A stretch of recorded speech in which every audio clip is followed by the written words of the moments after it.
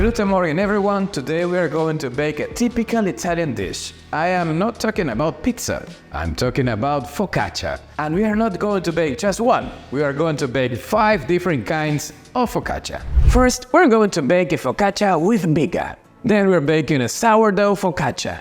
Next, we're doing the easiest focaccia in the world, because we're going to do nothing at all. Then we'll bake a scacchiata, which is some kind of focaccia. And finally, a roasted garlic focaccia that is going to blow your wig off. The flour that I am going to use today for all the recipes is this one, straight from Italy, Le Cinque Stagioni. The thing is that this flour is made with soft wheat, which helps a lot when you want to stretch a pizza or a focaccia. Let's do the Biga focaccia. But what is Biga? The Biga is an old Italian preferment that will make the dough really tasty, very light and super fluffy. Let's do it. We're going to mix in a bowl flour, a little bit of yeast and water. We start mixing it. It is going to be a very dry dough. And when it looks like crumble, it is ready. So now we cover it at room temperature until tomorrow. And 24 hours later, we have the Biga ready.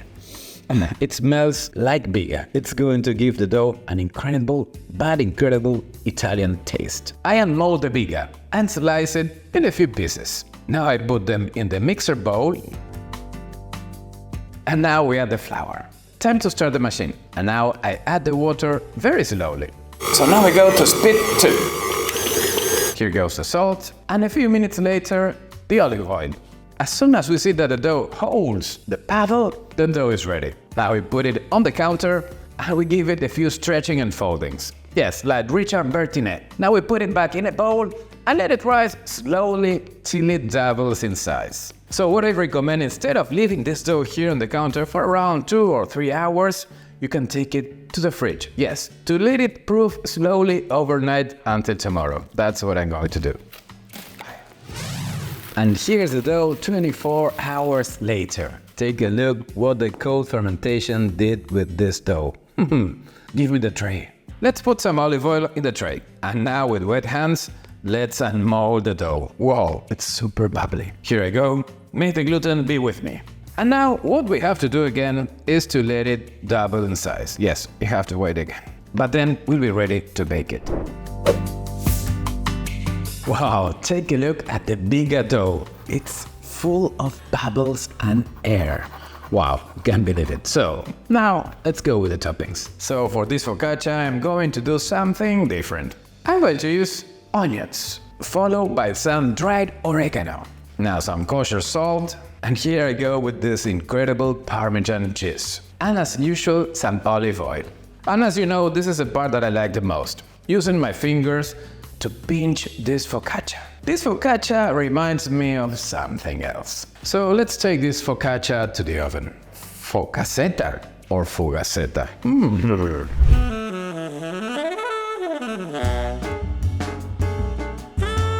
And here I have the fogaccetta, focaccetta, or whatever you call it, straight from the oven. Well, I let it go down, otherwise I would have burned my hands. So, it smells incredible. Let's try it.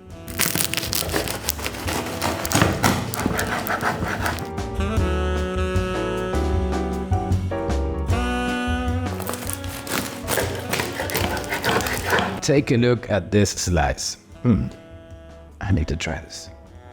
Wow. Oh, è molto buona.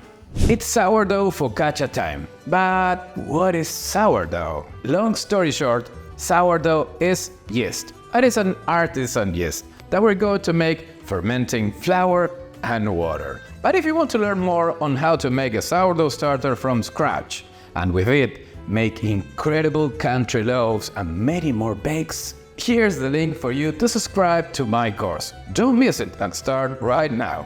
In the mixer bowl, we add all the ingredients, except for the water. We start the machine, and then we start adding the water very slowly. Okay, speed number 2.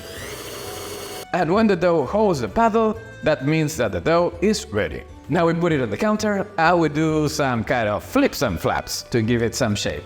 Now put it back in another bowl, cover it, and we let it rise till it doubles in size. This dough we just fermented not with commercial yeast, instead with artisan yeast is going to take much longer than a regular dough. Maybe it will take to double in size for around 4 hours. So what I recommend to you, do it overnight, do cold fermentation. That is going to enhance the dough incredibly. So let's take it to the fridge.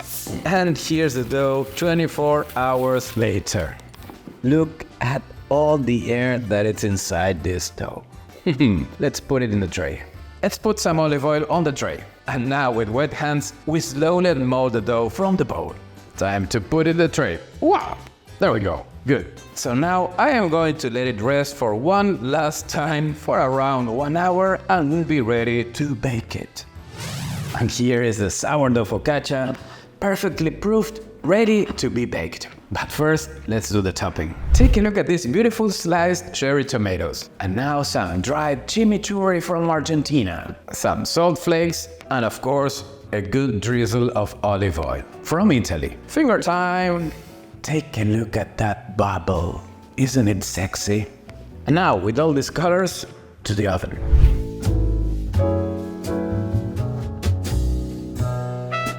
And here I have it, totally cooled down, and it looks really yummy.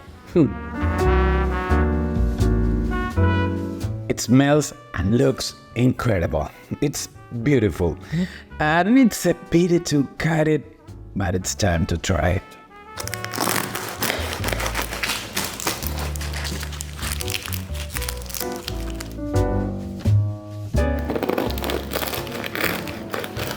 Tell me in comments, what do you think about this sourdough focaccia? Is it worth it or not?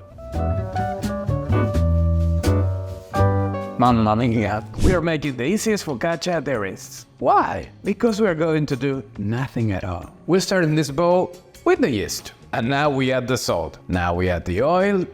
And here comes the water. And now let's go slowly with the flour. We're going to add it step by step.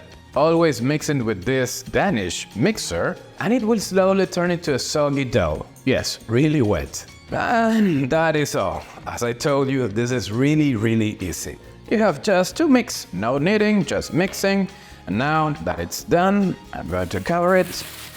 I'll leave it here on the counter for around 1 hour till it's fully kneaded by itself. And by the magic of the gluten, it's been an hour. I know that in video is faster, but it's been an hour.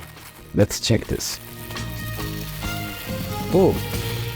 And now I wet my hand and we'll do some stretching and folding. It looks kind of but let's do a few more. Now it's getting strength. The gluten network is being developed, so kind of looking nice. Now some final touches, and look, it's now kind of round. So now time to let it rest again on the counter for around 2 hours until it doubles in size. Let me check this. Oh, take a look at this. It has doubled in size. So now it's time to put it in the tray. In this round tray, we put some olive oil. And now with my wet hands, I'll try to mold slowly but carefully the dough from this other bowl. And now quickly, transfer it into this one. Time to let it rest again. Around for 2 hours maybe, till it doubles in size. And then it will be ready to be baked. Wow! And take a look at this no-knead focaccia, full of bubbles, and it's asking me to go to the oven. So let's do the topping. So let's go first with some slices of black olives. Now let's continue with some fresh leaves of rosemary, sea salt flakes from the Patagonia. And finally, a drizzle of an incredible Italian olive oil. And now goes my favorite part, fingers. And now time to go to the oven.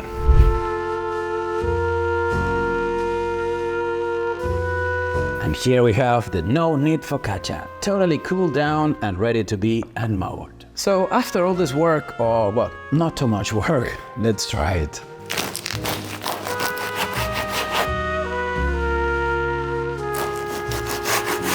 And take a look at this crumb, and we haven't kneaded at all. But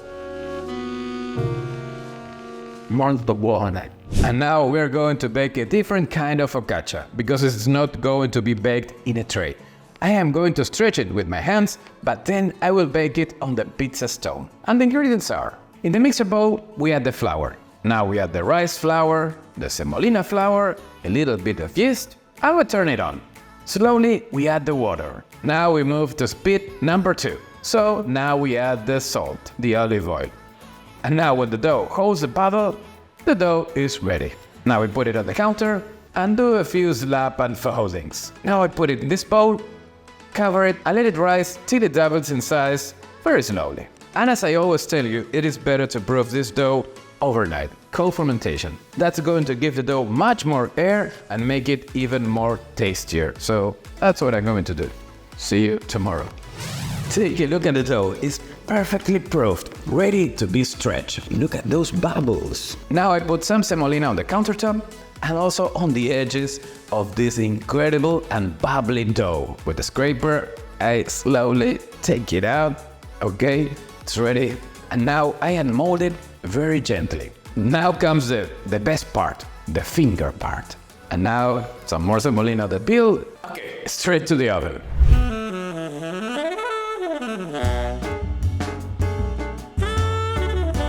Wow, and here is this scacchiata pre-baked. It has been in the oven for around 5 minutes, but it's still quite white. So we let it cool down a few minutes and then it goes back to the oven for another 5 minutes to get golden brown and really crispy.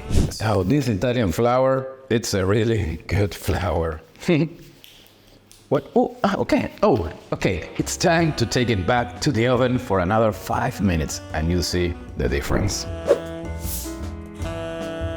And let's check the difference. Oh, it's really hot. And while it's still hot, the last touch, olive oil. Time to open it.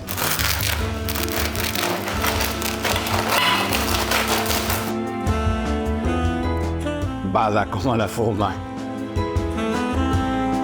So on this side we go with a little drizzle of olive oil. And now the main ingredient, the mortadella di Bologna. That's enough. Let's open this burrata. Look at that stracciatella. And now let's put it all on the mortadella. And here comes a pistachio shower. And finally, we close the scacchiata. There you go.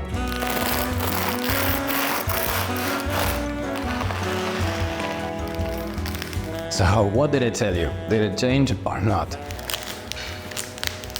Gluten and it. Oh.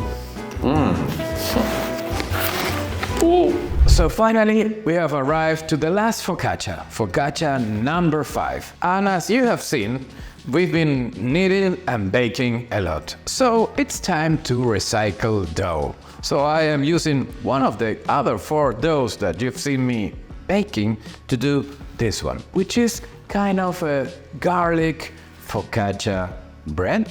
In this bowl I have some chopped parsley. Take a look at this incredible slow-cooked garlic. Wow, super creamy. And now some room temperature batter, and let's start mixing. It's going to take a little bit of time. And now with this brush, we are going to brush the focaccia. Let's finish this. And finally, time to use my fingers again in this last focaccia. And now, time to bake it.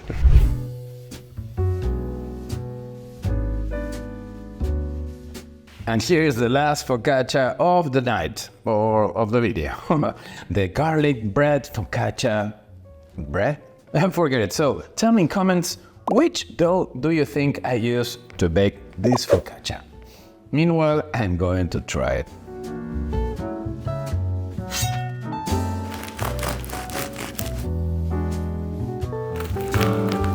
So what do you tell me about the last slice of the video? Did you find out which dough I used? I'll read you in comments. Meanwhile, I'm going to try this. And may the gluten be with you. È molto buona!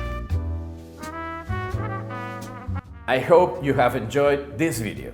And if you want to learn more about sourdough bread and sourdough starter, I encourage you to check the link on the description. And remember, this masterclass was specially designed for you.